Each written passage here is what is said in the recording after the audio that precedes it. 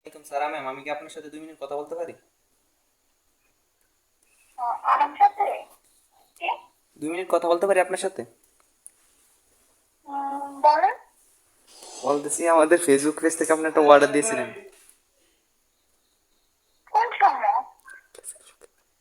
আজকে সকালে অর্ডার দিয়েছিলাম, কনফার্ম হয়ে গেছে, বাট আমরা আপনাকে ডেলিভারি উপস্থাপন দিব। ভাইয়া আমি তো কিছু অর্ডার টর্ডার তো দিই নাই।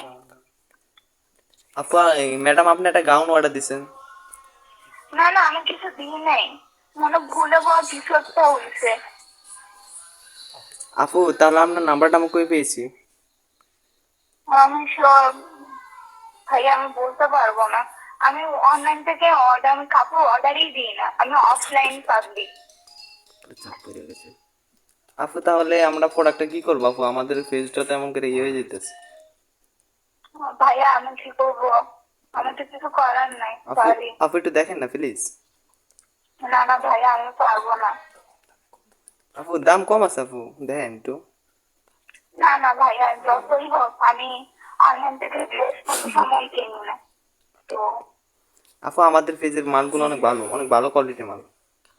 ভালো হইলো ভাইয়া, আমি নিব না। আচ্ছা আপু, আপনাকে অসংখ্য ধন্যবাদ আমাদেরকে সময় দেওয়ার জন্য। আচ্ছা। আল্লাহ হাফিজ।